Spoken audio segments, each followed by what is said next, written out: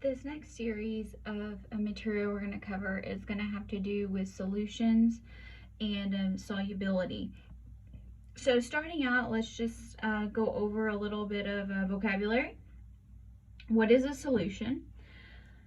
A solution is a homogeneous mixture of two or more substances or components. So, a homogeneous mixture means it looks uniform. You can't really tell the difference. So there's two components of the solution. There's the solvent. That is going to be the majority component of the solution.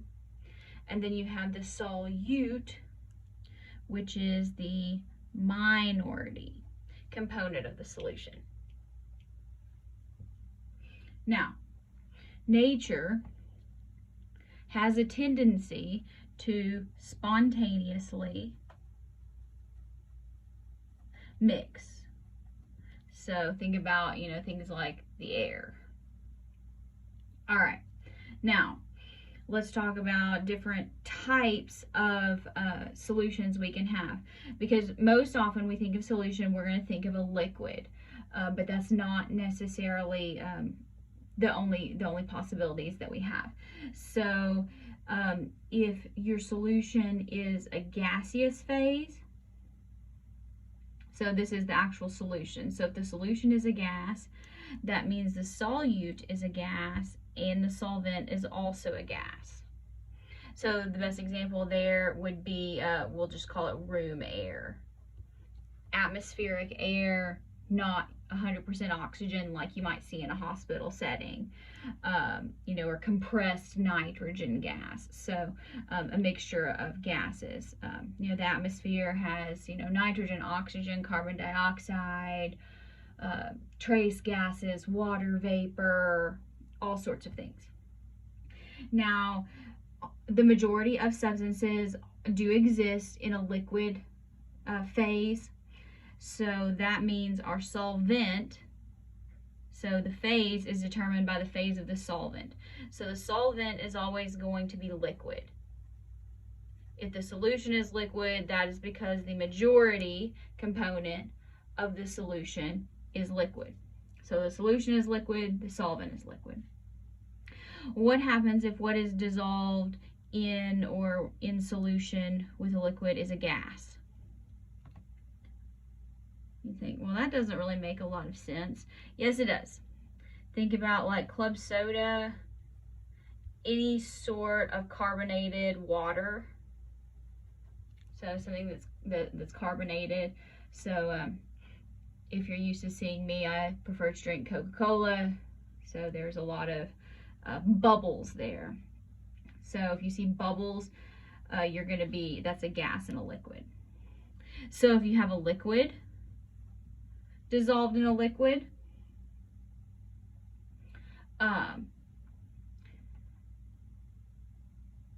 lots of examples here. The example that I like to use, liquid, hey, that sounds a whole lot like liquor. So if you take something like any type of like hard liquor, primarily not talking about like a carbonated beverage like beer, but so if you have like a hard liquor, like something like vodka, bourbon, any type of hard liquor, that's going to be ethanol liquid and water. And we'll be talking more about that. So hard liquor, wine would also be an example there. Now you can also have a solid that's dissolved in a liquid. So that would be something like the ocean, so seawater.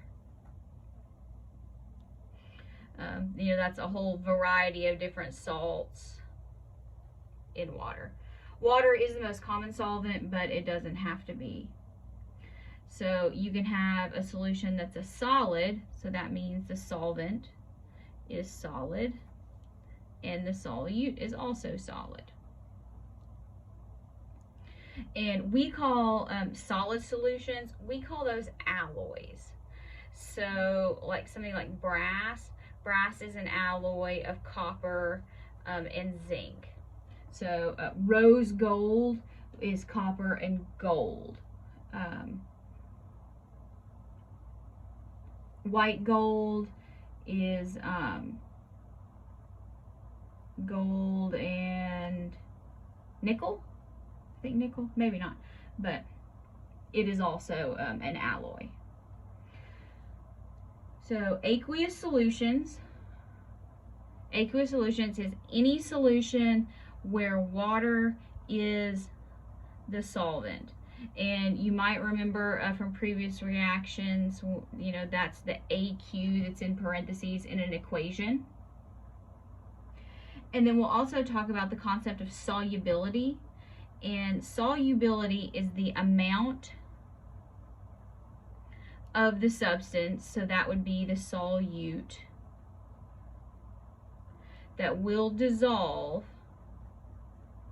in a given amount of solvent.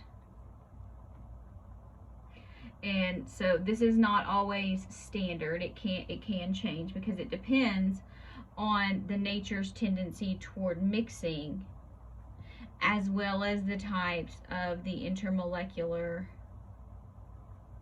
forces that are involved. And so we're going to get into that shortly. But you know, solubility might be like grams per 100 mLs. It'll be some stated amount, and then there'll be, you know, a unit there.